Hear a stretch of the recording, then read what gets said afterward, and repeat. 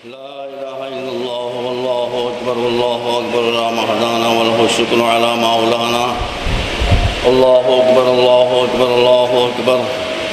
ला इलाहा इल्लल्लाह वल्लाहु अकबर अला महदाना वलहु शुक्र अला मौलाना अल्लाहु अकबर ला इलाहा इल्लल्लाह वल्लाहु अकबर अला महदाना वलहु शुक्र अला मौलाना अल्हम्दुलिल्लाहि रब्बिल आलमीन वस्सलातु वस्सलामु अला खैरि खल्क़िही व अकरमि खलीक़तिही सय्यदना व नबिय्यना व शफ़ीअना बिल क़ासिम मुहम्मद आलिहि तय्यबीन अत्ताहिरीन अल मासूमीन अल हुदातिल महदियीन अल्लज़ीना अज़हबल्लाहु अन्हुमुर रिज्स व तह्हरहुम तत्हीरा व नशहदु अन ला इलाहा इल्लल्लाहु वहदहु ला शरीक लहु व अन्न मुहम्मदन अब्दुहु व रसूलुहु अरसलहु बिल हुदा व दीनिल हक़्क़ लियुज़हिरहु अलद्दीन कुल्लिही वलौ करिहल मुश्रिकून अम्मा बाद उसीकुम या इबादल्लाह बेनफ्सी व नफ्सकुम बेतक़वल्लाह।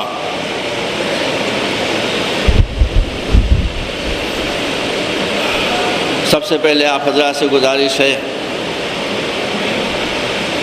कि अल्लाह की बारगाह में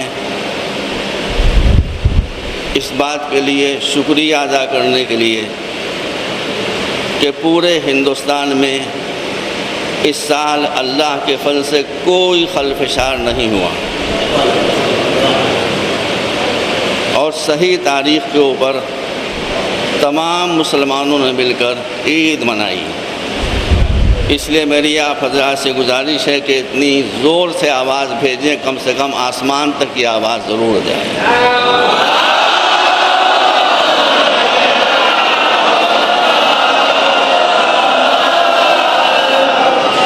इसी के साथ साथ मैं तमाम शिया और सुन्नी उलमा को मुबारकबाद देना चाहता हूँ।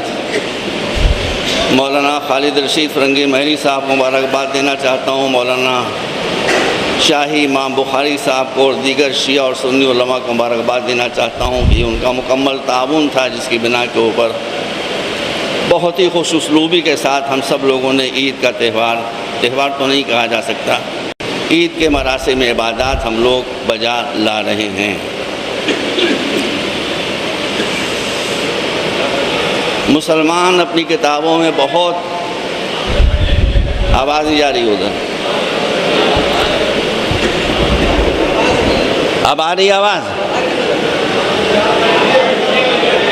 ये मेरे ही साथ होता है भैया, पता नहीं क्या बात है। खैर, आ रही हो या ना आ रही हो आप सुनते रहिए, बहुत नहीं है।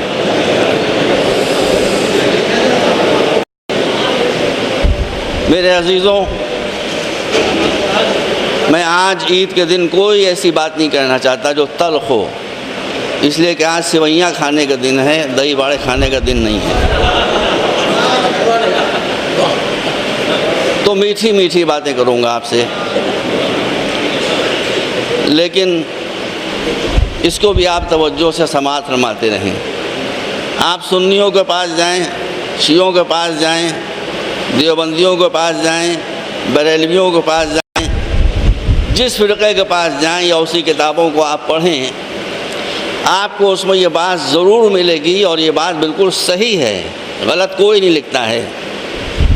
इसलिए कि इसकी बुनियाद है कुरान पर और हदीस पर कि इस्लाम में सारे मसाइल का हल मौजूद है। दुनिया और आखिरत से ताल्लुक़ रखने वाला कोई मसला ऐसा नहीं है, कोई समस्या ऐसी नहीं है कि जिसका समाधान इस्लाम में न हो। मेरा भी ये यकीन है, हर मुसलमान का ये यकीन है। मगर आप बताइए, हम गैर मुस्लिमों को क्या मुंह दिखाएं कि एक तरफ हम ये कहते हैं कि सारे मसलों का हल इस्लाम में मौजूद है और दूसरी तरफ सारा आलम इस्लाम मिलकर चांद के मसले को हल नहीं कर पा रहा है।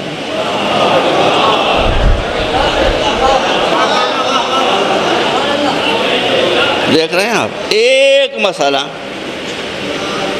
एक सलाह पूरा आलम इस्लाम यहाँ से लेकर वहाँ तक मिलकर इसे हल नहीं कर पा रहा है। तो भैया दो ही बातें, या तो कहिए कुरान ने गलत कहा माज़अल्लाह, या ये कहिए कि रसूल ने गलत फरमाया माज़अल्लाह, या ये कहिए कि अइम्मा ताहिरीन ने गलत कहा माज़अल्लाह। तो न कुरान गलत कह सकता है, न रसूल गलत फरमा सकते हैं, न अइम्मा ताहिरीन गलत फरमा सकते हैं। जापान की एक बेहतरीन गाड़ी होती है लेक्सस, करोड़ों की गाड़ी आती है, मालूम क्या क्या फैसिलिटीज़ हैं उसके अंदर, वो तो आप बाहर जाकर देखें तो आपको अंदाज़ा हो। वो लेक्सस लाकर आप यहाँ के जो ट्रक ड्राइवर हैं मघैया, उनके हवाले कर दीजिए कैसे चलाओ, तो क्या होगा, वो नहीं चला पाएगा बेचारा। इसमें लेक्सस कार की गलती नहीं है, ड्राइवर की गलती है, चलाने वाले की गलती है। तो इस्लाम तो आपकी कश्ती को नजात तक, संजात के साहिल तक पहुंचाने के लिए तैयार है, मगर कैप्टन कौन है, चलाने वाला कौन है? चलाने वाले वो हैं जिनको उम्मत का मफाद पेश नज़र नहीं है, जो ज़बरदस्त नफसानियत, अनानियत और ईगो के शिकार हैं कि जो मैं कहूँ उसे सब मान लें। अगर उम्मत का मफाद पेश नज़र हो, जैसे इस साल अल्हम्दुलिल्लाह रहा, तो जैसे इस साल मसले में कोई दुश्वारी नहीं हुई, उसी तरह से कभी मसले में दुश्वारी पैदा नहीं हुई। मेरे भाइयों, दो कौमें दुनिया में पाई जाती हैं, एक पूरी जिम्मेदारी से कह रहा हूँ, एक यहूदी, एक मुसलमान। यहूदी बग़ैर लड़ाए नहीं रह सकता। 2000 वर्ष की तारीख आप पढ़ लें, यहूदी बग़ैर लड़ाए नहीं रह सकता। उसको अपनी हिफाजत के लिए दूसरों को लड़ाई में उलझाए रखना है कि ये हमारी तरफ मुतवज्जे न हो। उनकी 2000 बरस की तारीख़ है कि वो हमेशा दूसरों को लड़ाते रहेंगे। यहूदियों का कैरेक्टर है दूसरों को लड़ाना, मुसलमानों का कैरेक्टर है हमेशा आपस में लड़ते रहना।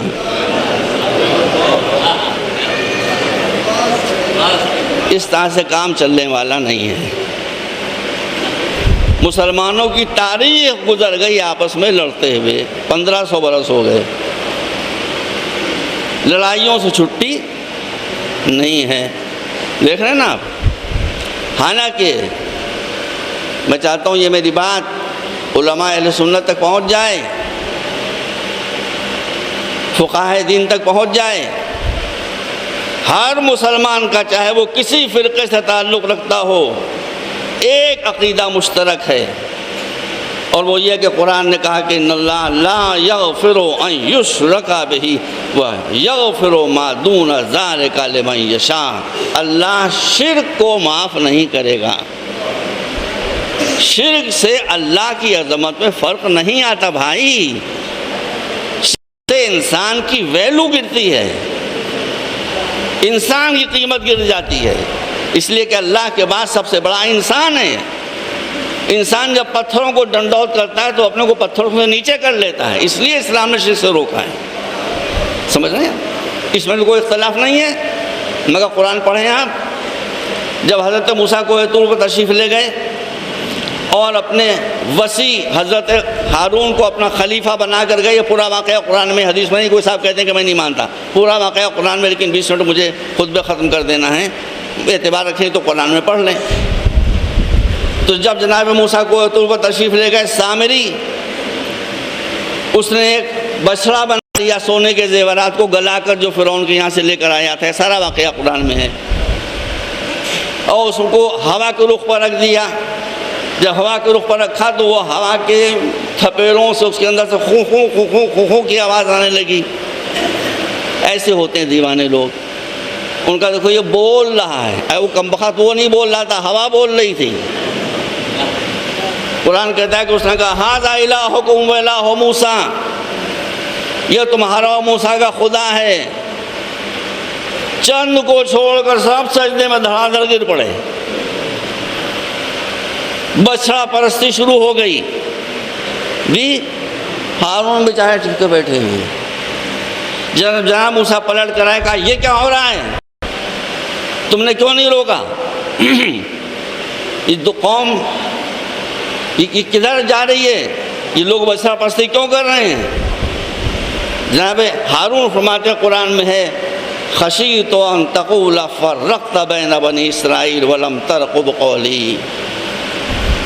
ए मेरे भाई, आप मुझसे कहे गए थे किसी भी कीमत पर कौम में इफ्तिराक ना होने देना, कौम में बंटवारा ना होने देना, कौम में ग्रुपबंदी ना होने देना, कौम में पार्टीबाजी ना होने देना, इसलिए मैं इसे बर्दाश्त करता रहा। इसका मतलब ये कि शिर्क इतना बड़ा गुनाह है, उसको भी बर्दाश्त किया जा सकता है कौम में इत्तेहाद बरकरार रखने के लिए, जिसका शाहिद कुरान मजीद है। और क्या, और मुसलमानों का आलम क्या है, वह आपकी नज़रों के सामने है। शियों को देख लीजिए, कोई शिया सुन्नी मसला नहीं है, जो वाक़इयत तो मैं कह रहा हूँ, कोई इसमें बुरा मानेगा ही नहीं, बुरा मानने की बात ही नहीं है। भाई हमारा अक़ीदा ये है, जो मैं कहता हूँ सही अक़ीदा है, कि हज़रत अली अपनी जगह पर बजाय ख़ुद ये समझते थे कि रसूल के बाद खिलाफत उनका हक़ है, हमारा यकीन है। 25 साल वो चुप रहे, 25 साल, फॉर 25 ईयर्स, एक दिन दो दिन नहीं। अगर आपके मकान में कोई आदमी खिड़की खोल ले तो आप दूसरे दिन डंडा लेके पहुंच जाएंगे। एक खिड़की खोलने पर बताइए आप डंडा लेकर पहुंच जाएंगे। और वहाँ अली 25 बरस खामोश हैं, कोई शिया सुन मेरे जवाब दे। जब किसी ने पूछा क्यों चुप हैं आप, का उम्मत में इख्तलाफ हो जाएगा, सिविल वार शुरू हो जाएगी, आपस में झगड़ा शुरू हो जाएगा। ये 25 साल कौन चुप रहा? ये नहजुल बलागा जो आपके सामने है, इसमें कोई एक खुतबा ऐसा नहीं है जो मौला ने मदीने में दिया हो। 25 बरस के अरसे में एक खुतबा नहीं है।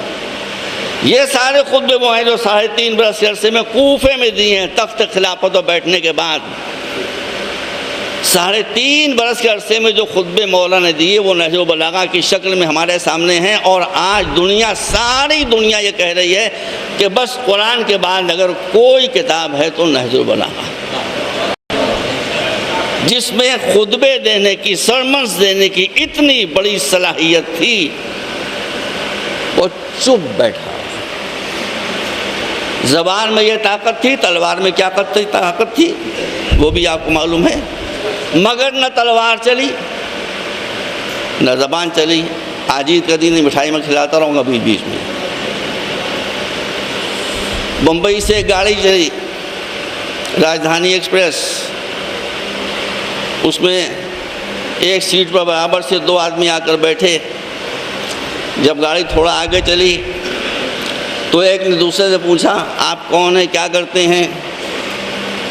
उन्होंने अपना कोई तखल्लुस बताया। अब क्या नाम लूँगा तो कहेंगे मुझे कह दिया, मैं तखल्लुस ढूंढ रहा हूँ ऐसा कि जो किसी का ना हो कहाँ से लेकर आऊँ, वरना फ़ौरन हो जाएगा हमें कह दिया। अब कोई कुछ होगा, बकबक कह दिए, बकबक लखनवी। उनका मैं वो उनका क्या कहते हैं, उनका शायर। जैसे उनका मैं शायर हूँ और मेरा तखल्लुस है। अब उन्होंने पूछा आपका नाम क्या है, कहले जी, हालांकि बहरे नहीं थे। उन्होंने और चीख कर कहा कि ये, उनका और जोर से कहा जी। यहाँ तक कि उन्होंने कहा कि मैं बिल्कुल दीवार हूँ, मुझे कुछ सुनाई नहीं देता। हालांकि उनके बिल्कुल ठीक थे। बाद में जब लोगों ने पूछा कि हमने तो देखा आप अच्छे खास सुन रहे थे, बोल रहे थे, ये शायर थे। अगर इनको मालूम हो जाता कि मेरे कान सही हैं तो यहाँ से लेकर दिल्ली तक पूरा दीवान सुनाते हुए जाते हैं। ये शायरों की कमज़ोरी होती है। कि उल्टे सीधे शेर भी कहेंगे नमौजू, मगर जब तक सुना नहीं लेंगे उनका खाना हजम नहीं होता। ये मामूली शायर की सिफत है, मगर जिसके अंदर नहज़ बलागा के खुतबे जिसके सीने में उतरे हुए हैं, वो 25 बरस चुप खामोश बैठा हुआ है, इसलिए कि कौम में इफ्तिराक व इख्तिलाफ व इंतशार न पैदा होने पाए। मुश्किल ये कि आप लोग अरबी पढ़ते हैं मगर अरबी की से वाकिफ़ियत नहीं रखते। इतना बड़ा मजमा है, वहाँ तक तो मुझे लोग दिखाई दे रहे हैं, उसके आगे जहाँ तक तो मुझे पता नहीं है। ये सब कौन है? हिंदू हैं, सिख हैं, सुन्नी हैं। अरे सुन्नी भी भाई हैं हमारे, हिंदू भी भाई हैं, सिख भी भाई हैं।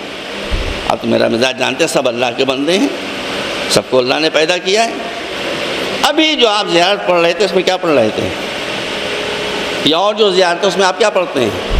एक टुकड़ा ज़रूर आता है लफ्ज़ें बदल बदल कर, मुआलियन लिऔलियाकुम, ये इससे हम माना दूसरे अल्फाज आते हैं। जो आपका चाहने वाला है हम उसके चाहने वाले हैं। क्या जुमला आता है? क्या जुमला कहते हैं आप? किससे कहते हैं? मुझसे नहीं कहते, इमाम हुसैन से कहते हैं। उंगली उठा के उनसे कहते हैं कि जो आपका चाहने वाला हम उसके चाहने वाले। कौन शिया है जो हुसैन का चाहने वाला नहीं है? जब हर शिया हुसैन का चाहने वाला है तो किस शिया को ये हक हासिल है कि वो हुसैन के चाहने वाले से अदावत बांधे?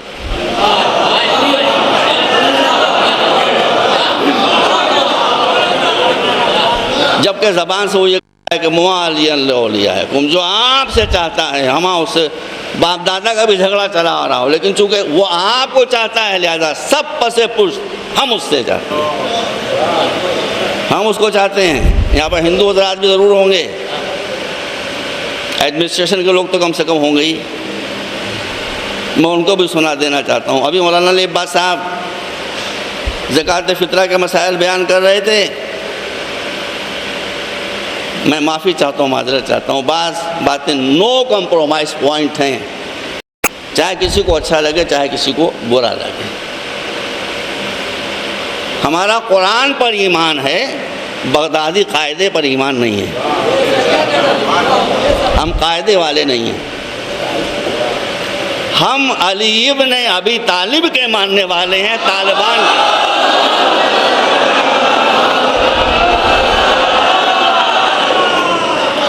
हम अली इब्न अबी तालिब के मानने वाले हैं, तालिबान के मानने वाले नहीं हैं।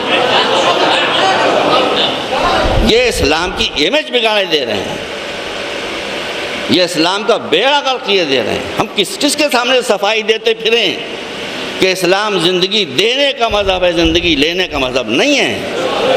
ये पागल दीवाने अहमक लोग स्टूपिड बेगुनाहों की जान ले रहे हैं, काफिर करार दे देगा। अभी काफिर है तो क्या इस्लाम में काफिर को बेखता मार देने की इजाज़त है? तो दिखाएं मुझे कहीं आप। नहीं है। कोई काफिर है, कोई हिंदू, आप क्यों मार सकते हैं उसको? आप नहीं मार सकते उसको जब तक कि उसने कोई ऐसा जुर्म न किया हो जिसकी बिना पर वो कत्ल के लायक हो। तो उसमें मुसलमानों, काफिर और हिंदू और उसका फ़र्क नहीं है, वो अपने जुर्म की वजह से मारा जाएगा। जो हिंदू हज़रात यहाँ मौजूद हैं वो देखें कि इस्लाम हिंदुओं की जान का भी मुहाफिज है, इस्लाम क्रिश्चियंस की जान का भी मुहाफिज है। अभी क्या मसला बता रहे थे कि अगर ईद की रात को या ईद की शब को कोई हिंदू आपका मेहमान हो गया तो आपको उसका भी फितरा निकालना पड़ेगा। ये फितरा काहे के लिए निकालते हैं आप? फितरा निकाला जाता है जानो माल की सलामती के लिए। यह है इस्लाम की तालीम। इस्लाम जान लेने वाला मज़हब नहीं है, इस्लाम जान बचाने वाला मज़हब है। हम उसका भी फितरा निकालेंगे, हिंदू आ जाए, क्रिश्चियन आ जाए, कोई आ जाए, वाजिब है, ऑब्लिगेटरी है कि हम उसका फितरा निकालें। ये फितरा क्या होता है? उसकी जान बचाने के लिए निकाला जाता है। ये इस्लाम के तालीमात हैं। ये थोड़ी कि जो कोई शायर ने कह दिया कि दिल में है खुदा का खौफ, गले में है किलाशन कोफ। ये हमारा मज़हब नहीं है, किसी मुसलमान का ये मज़हब नहीं है। कोई मुसलमान इस मज़हब का मानने वाला नहीं है। मेरे अजीज़ों, बकिया बातें जिनका ताल्लुक़ दूसरी चीज़ों से है, दूसरे खुतबे में मैं अर्ज़ करूँगा। फ़िलहाल मैं यहीं पर बात को ख़त्म कर रहा हूँ कि सारे मुसलमान, एक छोटा सा ग्रुप है, एक मछली सारे तालाब को गंदा करती है। कोई मुसलमान दहशतगर्द नहीं है सिवाय चंद पागलों के, सिवाय चंद दीवानों के। लोग मुझसे बिगड़ते हैं, बिगड़ जाएं, आई डोंट केयर, मुझे कोई फिक्र नहीं है इसकी। वो ना बिगड़े मुझसे, वो मुझसे नाराज़ ना हो। मक्का मस्जिद में धमाका हुआ, अजमेर शरीफ के दरगाह में बेचारे रोज़ादार बेखता रोज़ा खोलने बैठे थे, बम का धमाका हो गया। गवर्नमेंट का फरीज़ा, हमारी गवर्नमेंट भी बड़ी गड़बड़ सड़बड़ है। गवर्नमेंट का फरीज़ा है कि ईमानदारी और दियानतदारी के साथ पूरी तहकीक करे। मैं कुछ नहीं कहता, पूरी तहकीक करे, फुल इन्वेस्टिगेशन, फास्ट ट्रैक, बहुत तेज़ी के साथ। और अगर किसी हिंदू ने यह हरकत की है तो मैं हिंदू भाइयों से और हिंदू दोस्तों से गुजारिश करूंगा, स्वामी अग्निवेश जी से मैं गुजारिश करूंगा कि अगर खुदा न खास्ता किसी हिंदू ने यह हरकत की है तो जेल में उसको फांसी ना दी जाए, उसे किसी मंदिर के सामने लाकर क्रेन पर चढ़ाकर फांसी दी जाए, जिसका बटन खुद स्वामी अग्निवेश दबाएं, ताकि दुनिया समझ ले कि दहशतगर्दी से हिंदू धर्म का कोई संबंध नहीं है। और अगर बफर्ज किसी नामनेहाद मुसलमान ने यह हरकत की है तो मुसलमानों का फरीदा है, मुसलमानों को हिंदुओं से दुश्मनी नहीं है, क्रिश्चियन से दुश्मनी है, मुसलमान को, इस्लाम को जुल्म और अत्याचार और बेनाहक खून बहाने से दुश्मनी है। तो मुसलमानों का फरीदा है कि इसको पकड़कर जामे मस्जिद दिल्ली के सामने लाएं, वहाँ पर मस्जिद के सामने क्रेन पर इसको फांसी दी जाए और इमाम बुखारी उसका बटन दबाएं। और कोई मुरव्वत का सवाल नहीं है। और अगर बफर्ज किसी शिया ने हरकत की है, साबित हो जाएगा किसी, लेकिन मैं कह रहा हूँ बात को ख़त्म करने के लिए, अगर किसी शिया ने यह हरकत की है और साबित हो जाए किसी शिया ने बेगुनाह की जान ली है, उसको पकड़ लेकर आएँ, यहाँ रूमी गेट के सामने क्रेन पर लटकाएं, मैं बटन दबाकर उसे फांसी दूंगा। इसलिए कि हम बादशाहों के मानने वाले नहीं हैं, हम हुसैन के मानने वाले हैं, जिनका टकराव जुल्म से हुआ था, किसी मज़हब से नहीं हुआ था। औज़ु बिल्लाहि मिनश शैतानिर रजीम, बिस्मिल्लाहिर रहमानिर रहीम, वल अस्र इन्नल इंसान लफ़ी खुस्र इल्लल्लज़ीना आमनू व अमिलुस सालिहात व तवासौ बिल हक़्क़ व तवासौ बिस सब्र।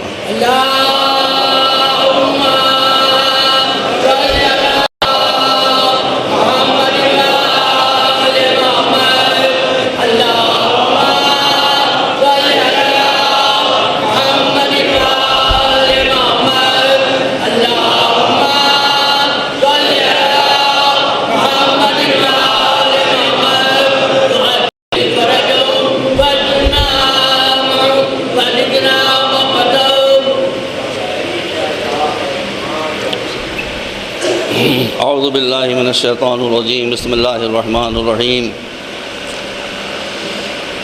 अल्हम्दुलिल्लाहि व कफ़ा व सलामुन अला इबादिहिल्लज़ीना इस्तफ़ा। बरादरान अज़ीज़, वक्त ख़त्म हो रहा है, बातें बहुत हैं लेकिन मैं सारी बातों को काट रहा हूँ।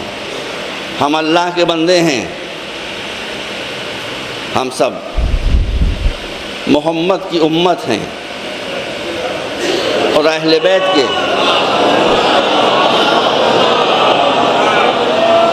अल्लाह के बंदे हैं, मोहम्मद की उम्मत हैं, अहले बैत के शिया हैं।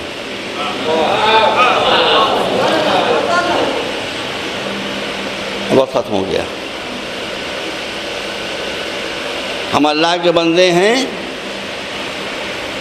तो हमें अपने कैरेक्टर, अपने बिहेवियर, अपने कर्म से दिखाना है कि हम अल्लाह के बंदे हैं। जो बातें अल्लाह में पाई जाती हैं गैर महदूद, वो हमें महदूद पैमाने पर होना चाहिए। जो सिफत रसूल की है, पैगंबर साहब की, उसकी झलक हमारे किरदार में होना चाहिए। जो कैरेक्टर अहले बैत का रहा है, उस कैरेक्टर की तस्वीर हमारे किरदार में आना चाहिए। तब वाकई हम अल्लाह के बंदे हैं और मोहम्मद की उम्मत हैं और अहले बैत के शिया हैं। वक्त कम रह गया, मैं सॉरी।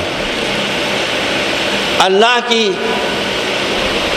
अस्माए हुस्ना 99 हैं और तमाम सिफ़ात कमाल, लेकिन दो सिफ़तें ख़ास हैं। एक उसका इल्म,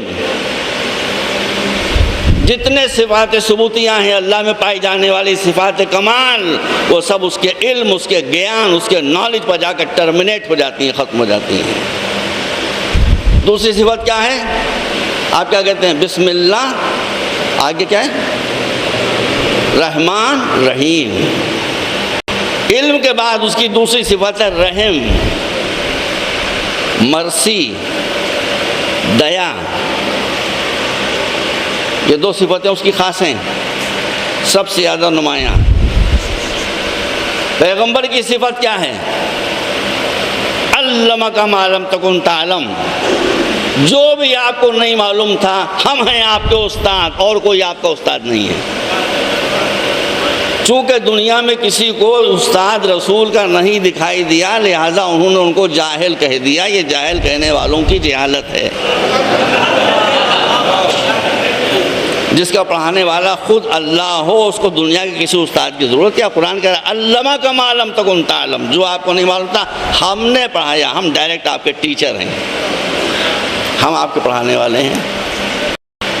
व इन्नका लअला खुलुक़िन अज़ीम, यहाँ भी वही बात कि आपका अखलाक, आपका बिहेवियर ये नहीं है। अखलाक झुक झुक कर सलाम करना नहीं है। अखलाक की खासा ये है खुद तकलीफ उठाकर दूसरे को आराम पहुंचाओ, और यही सिफतें आइम्मा ताहिरीन में और अहले बैत रसूल में आई। इल्म और अखलाक बैनी व बैन अल्लाह। मैं उलमा के ख़िलाफ़ नहीं हूँ, हरगिज़ नहीं, मैं उलमा के ख़िलाफ़ नहीं हूँ। जैसे डॉक्टर होते हैं झोला छाप डॉक्टर, वैसे ही कुछ झोला छाप आलिम भी हैं। अगर मैं झोला छाप आलिमों से आपको आगाह करूं और आप कहें कि आप आलिमों के ख़िलाफ़ हैं, तो भैया ये तो बड़ी ज़्यादती आप मेरे साथ करें। मैं उलमा के ख़िलाफ़ थोड़ी हूँ। ये देश मेरा देश,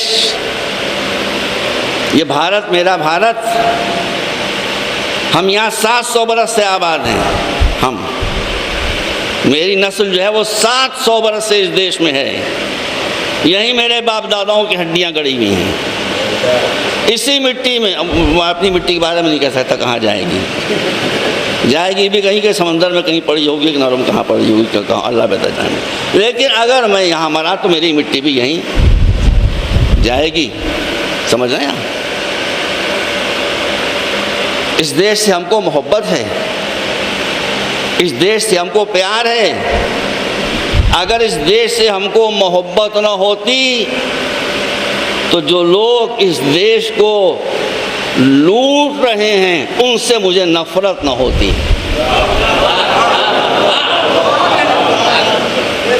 लूट रहे हैं लोग, इस देश में किसी चीज़ की कमी नहीं है, मगर लूटने वाले सबसे ज़्यादा हैं। वो सब आपकी नज़रों के सामने आ रहा है। छापे पड़ रहे हैं, कितने कितने पैसे निकल रहे हैं, कितनी कितनी दौलत। इस देश का कोई दुश्मन नहीं है, न हिंदू न मुसलमान न सुन्नी न शिया। इस देश का दुश्मन है करप्शन, भ्रष्टाचार, ये इस देश का दुश्मन है। हाँ? अब कुछ उलमा तो वो हैं जिनका हाल मैंने आपको बताया, अब दूसरे उलमा देखिए। ईरान सन 1979 में एक मलून बादशाह के पंजे से निकला था। उस वक्त ईरान में गुर्बत का आलम ये था, उस ज़माने में कुछ लोग अगर गए होंगे तो बताएं मुझे कि मैं गलत कह रहा हूँ कि झूठ कह रहा हूँ, कि अगर बस से हम सफ़र करते हुए एक शहर से दूसरे शहर जाते थे तो जहाँ कहीं बस रुकती थी वहाँ पर बस को बेगर्स, फ़कीर, भीख मांगने वाले आकर चूटियों की तरह से घेर लेते थे, जैसे चूटियाँ कबाब में लिपट जाती हैं, जान बचाना मुश्किल हो जाती थी। लेकिन चंद बरस में ये इनकलाब आया कि आप ढूंढने के कोई फ़कीर दिखाई दे जाए तो फ़कीर नहीं मिलता। ये हुकूमत किसकी है? ये आलिमों की हुकूमत है, ये सच्चे आलिमों की हुकूमत है जिन्होंने गुर्बत को मिटा दिया। मैं फिर संजीदा नहीं होने दूंगा आज आपको। एक गरीब आदमी एक अमीर के यहाँ पहुँचा कुछ मांगने के लिए, परेशान हूँ, कुछ पैसे दे दीजिए। उनका टमाटर खाओ। वो हैरत में कि टमाटर क्या खाऊं भाई मैं। फिर उनका भाई मुझे मेरी कुछ मदद कर, उनका टमाटर खाओ। उसे समझ ही में नहीं आया। तो बाद में उसने पूछा उनके मुसाहब से, भाई मैं इनसे पैसे मांग रहा हूँ, ये कह रहे टमाटर खाओ। कहने भाई तुमको पता नहीं ये तोतले हैं, ये असल में कह रहे हैं कमा कर खाओ, मगर काफ मुँह से निकलते ही नहीं।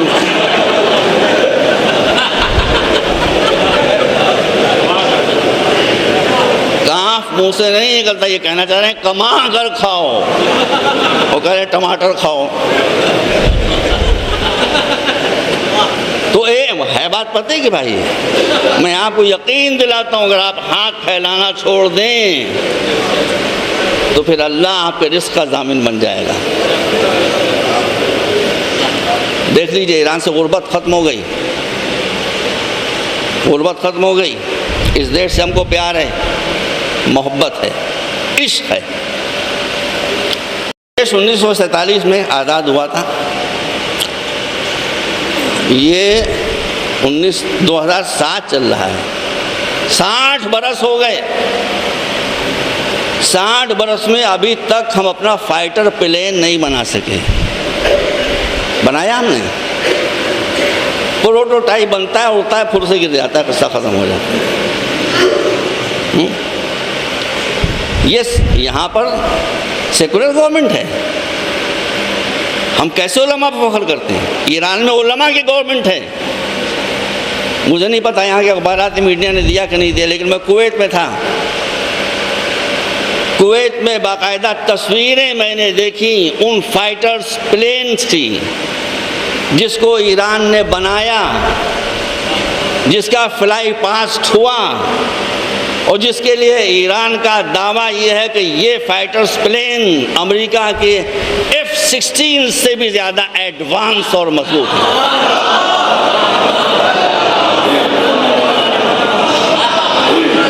किसकी हुकूमत है वहाँ बताइए? उलमा की हुकूमत है। और इस्लाम साइंस का मुखालिफ नहीं है, टेक्नोलॉजी का मुखालिफ नहीं है। और उसमें उन्होंने कहा कि इन जहाज़ों में एक स्क्रू भी कहीं बाहर का लगा हुआ नहीं है, मेड इन ईरान। जितना बना है वो सब ईरान के अपने अंदर का बना हुआ है। आप जाकर देखाइए, ईरान ने अपनी कार बनाई है, समंद कार, जिस पर मैं खुद बैठ चुका हूँ। ब्यूटीफुल कार, हसीन, जमील, बेहतरीन, मोस्ट एडवांस। अपनी बसें वो खुद बना रहे हैं। ये तो उन्होंने दिखाया है कि हमने बनाया है। चूँकि हम लोग इमाम गायब के मानने वाले हैं,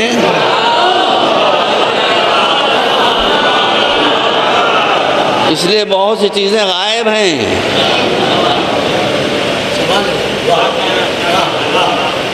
मैं नहीं कह सकता, मैं कुवैत में था, कुवैत में ईरान के फॉरेन मिनिस्टर जो प्रेस कॉन्फ्रेंस कर रहे थे, मैं उतना मुत्तकी को मैं देख रहा था। ये प्रेस कॉन्फ्रेंस कहाँ हो रही थी? तेहरान में नहीं हो रही थी, वॉशिंगटन में हो रही थी। वॉशिंगटन में, माज़अल्लाह, तौबा तौबा। यूँ समझिए कि ये प्रेस कॉन्फ्रेंस वैसी थी कि जैसे मूसा की प्रेस कॉन्फ्रेंस थी दरबार फ़िरौन में। माज़अल्लाह, वो नबी हैं, वो बात थोड़ी करना। मंजर माहौल वही था, होस्टाइल माहौल, उल्टे सीधे सवालात हो रहे थे और वो शख्स इत्मीनान से बैठा हुआ, वही इत्मीनान जो ईमान के साथ होता है। बस आखिरी बात कर रहा हूँ। मुस्कुरा कर उसने कहा, आप क्यों हमसे सवाल कर रहे हैं? आपका मुल्क हमारे मुल्क पर हमला नहीं करेगा, इसलिए कि हमने आपकी डिफेंस मिनिस्ट्री को बता दिया है कि अगर आपने हमला किया तो हम ये और ये और ये करने जा रहे हैं। बस अब वो नहीं करेंगे।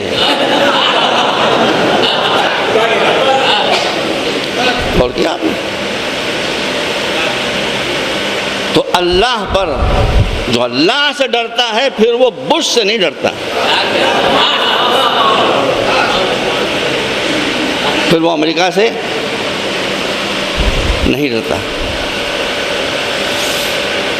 बात ख़त्म कर दूँ, बहुत ज़्यादा वक्त हो रहा है। तो फिर मैं आपको बता रहा हूँ, मुसलमानों, मेरी बात सुन लो। कोई प्रॉब्लम तुम्हारी नहीं है, कोई समस्या तुम्हारी नहीं है, कोई मुश्किल तुम्हारी नहीं है। अल्लाह के नाम पर मैं कह रहा हूँ, मॉडर्न एजुकेशन को पकड़ लो जैसे ईरान ने पकड़ लिया। गुर्बत को मिटा दो। लड़ाई तुम्हारी फितरत है, लड़ोगे तुम ज़रूर। लड़ाई तुम्हारी फितरत है, लड़ोगे तुम ज़रूर। तो जब तुम ज़रूर लड़ोगे तो इसका इलाज सिर्फ यही है कि मैं तुम्हारा दुश्मन बदले देता हूँ। आपस में न लड़ो, जो हमारा और तुम्हारा मुश्तरक दुश्मन है गुर्बत और जहालत, इससे लड़ो। गुर्बत को मिटा दो, जहालत को मिटा दो, ताकत तुम में खुद आ जाएगी, खुद एतमादी तुम में खुद आ जाएगी। और बस मैं माजरत चाहता हूँ, बहुत लंबी हो गई बात। आखिरी बात, गुनाह से हम बच नहीं सकते। वो कमबख्त शैतान सर पर सजावल है अपना लश्कर पे, वो हमको बहकाता रहता है, वो बहकाता रहेगा, हम बहकते रहे हैं, बहकते रहेंगे। गुनाह तो हम करेंगे, लेकिन वो गफ़ार ज़ुनूब है। अगर हमारी आँख से एक आंसू भी शर्मिंदगी के साथ टपक गया, वो इंशाअल्लाह माफ़ कर देगा। उसने कुरान में क्या कहा है? आखिरी आधे मिनट बात नहीं ख़त्म हो रही है। कुरान कहता है कि फ़ज़्कुरूनी अज़्कुरकुम, तुम मुझे याद रखो, तुम मेरा जिक्र करो तो मैं तुम्हारा जिक्र करूँगा। हद है कोई? हम गुनाहगार, हम खताकार, हमारी हैसियत क्या, हमारी औकात क्या, दो पैसे की भी हम नहीं। और वो ये कह रहा है कि तुम हमारा जिक्र करो ज़मीन पर, हम तुम्हारा जिक्र करेंगे आसमानों में। खत्म हो गई बात। मगर उसी के साथ वो कहता है कि जालिम मेरा जिक्र न करे, सब जिक्र करें, लेकिन जिसने किसी पर अत्याचार किया हो, जिसने किसी का अधिकार छीना हो, जिसने किसी को दुख पहुंचाया हो, वो मेरा जिक्र ना करे। इसलिए कि अगर वो मेरा जिक्र करेगा तो मैं भी उसका जिक्र करूंगा अपने वादे के मुताबिक, लेकिन चूंकि वो जालिम है लिहाजा सलावात के साथ जिक्र नहीं करूंगा, लानत के साथ जिक्र करूंगा। आप मुझे ये बताएं कि अहले बैत की सीरत अल्लाह की सुन्नत से अलग हो सकती है? आप अहले बैत को ज़रूर करें, इसी ने आपको बचाया है। मैं नहीं कह रहा हूँ कि आप अहले बैत का जिक्र ना करें, ज़रूर करें, ज़रूर करें, ज़रूर करें। मगर यहाँ से जब निकलें आप तो ये तय करके निकले कि हम अहले बैत का जिक्र तो ज़रूर करेंगे, मगर जुल्म किसी पर नहीं करेंगे। इसलिए कि अगर हमने किसी पर जुल्म करके अहले बैत का जिक्र किया तो जो अल्लाह की सुन्नत है, माज़ अल्लाह कहीं वही अहले बैत की सुन्नत भी तरीक़ा भी ना हो जाए। इसलिए कि अहले बैत भी सब कुछ बर्दाश्त कर सकते हैं मगर जुल्म बर्दाश्त नहीं कर सकते हैं। यहाँ बड़ी बड़ी पार्टियाँ हुई हैं, उसमें मुर्गे भुने भुने आए हैं, उसमें मछलियाँ तली तली आई हैं, उसमें बड़े बड़े दही बड़े आए हैं, उसमें चाटें आई हैं, उसमें न मालूम क्या क्या आया है। लेकिन जब मैं यहाँ आया तो मैंने अखबार में पढ़ा कि यहाँ 2 बच्चे भूख से मर भी गए हैं। ये जुल्म है, ये जुल्म है। इसे मिटाइए, खुदा के लिए मिटाइए, अल्लाह के वास्ते इसे मिटाइए, इस जुल्म को मिटाइए। कोई बच्चा भूखा न रहने पाए, किसी कौम का हो, हिंदू मुसलमान, शिया और सुन्नी, कोई बच्चा बेलिबास न रहने पाए। अगर आपने बड़े से बड़ा गुनाह भी किया है लेकिन किसी की मुसीबत को दूर किया है तो वो अल्लाह इसके बदले में आखिरत में आपकी मुसीबत को इंशाअल्लाह दूर कर देगा। व आखिर दावाना अनिल हम्दु लिल्लाहि रब्बिल आलमीन। मेरी आप हज़रात से इल्तिमास है कि मेरे एक बहुत अज़ीज़ दोस्त, बल्कि बेटे की तरह से ख़तीब मियाँ हैं, उनकी दुल्हन की तबीयत बहुत ज़्यादा ख़राब है, अस्पताल में दाखिल है। मेहर जैदी उनका नाम है। आप हज़रात आज और आज के बाद भी जब तक वो इंशाअल्लाह सेहतयाब न हो जाएं, उनकी सेहतयाबी के लिए ख़ास तौर पर अल्लाह की बारगाह में दुआ फरमाएँ। मेहर जैदी उस बच्ची का नाम है।